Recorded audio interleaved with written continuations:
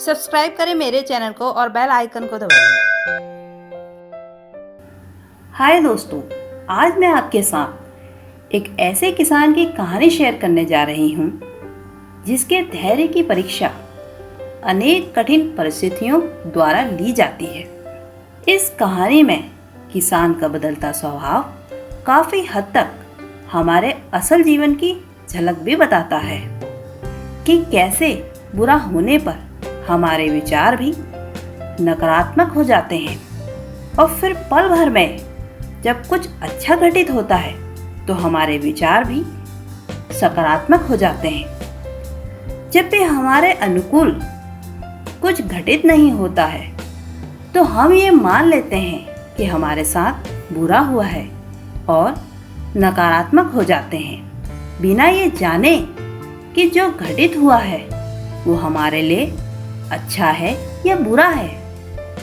हमारे साथ घटी घटना का भविष्य में क्या प्रभाव घटेगा यह हमें खुद नहीं पता होता है, और ऐसे में धैर्य ही एक ऐसा साथी होता है जो आपकी आशाओं को बनाए रख सकता है, और इस साथी को पकड़ना आपके लिए सकारात्मकता लेकर आता है और लाभकारी घटित होता है। तो आज की हमारी कहानी आपको कठिन परिस्थितियों में धैर्य का महत्व सिखाएगी। तो आइए शुरू करते हैं। एक समय की बात है, एक किसान था जिसके पास एक घोड़ा था। वह अपने इस घोड़े से बहुत प्यार करता था। इस घोड़े पर उसे बहुत गर्व था, जो किसान की कमाई का जरिया था। इस कमाई से किसान अपने परिवार का पेट भरता था। लेकिन एक दिन वो घोड़ा भाग गया। उसके भागने के बाद समाज के सभी लोग और उस किसान के पड़ोसी उसके पास आकर उससे कहने लगे, हे भगवान, तुम्हारा घोड़ा जिस पर तुम्हें बहुत घमंड था वह तो भाग गया। उसको सांत्वना देने लगे कि उसके साथ बहुत बुरा हुआ। लेकिन किसान ने उसका जवाब बहुत ही सहजता से देते हुए कहा, हाँ, बहुत बुरा हुआ।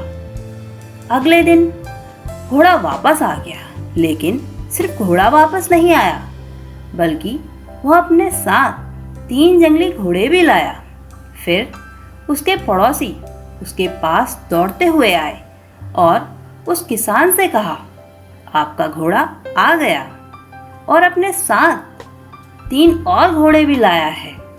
ये तो बहुत अच्छी बात है, आपकी किस्मत तो बहुत अच्छी है।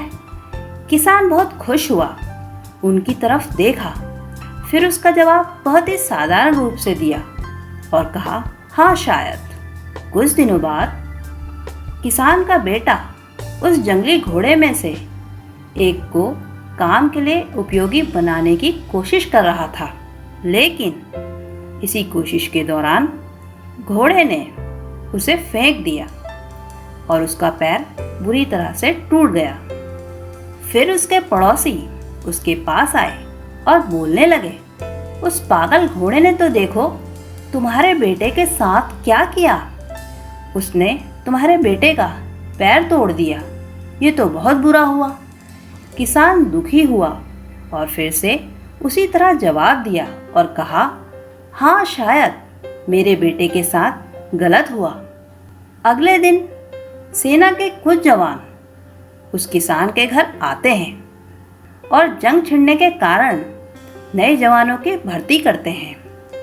उसमें से एक जवान किसान के बेटे को देखता है और बोलता है, इसका तो पैर टूटा हुआ है, हम इसे सेना में भर्ती नहीं कर सकते।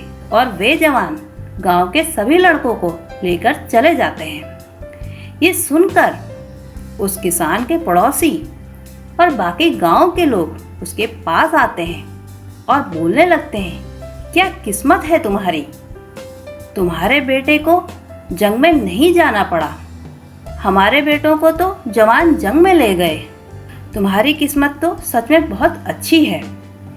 इस आखिरी बार भी किसान ने फिर से बड़ी सहजता से कहा, हाँ शायद। तो दोस्तों, कहानी का मोरल ये है कि हमारे लिए चीज़ों को नकारात्मक ढंग से सोचने में ज़रा भी समय नहीं लगता। जब भी कुछ हमारे अनुकूल नहीं होता हम उसे बुरा ही समझते हैं, लेकिन सच बात तो ये है कि कोई नहीं जानता कि जो हमारे साथ घटा है वो बुरा है या अच्छा है। इस कहानी में भी किसान के भावों में परिवर्तन परिस्थितियों के कारण होता है।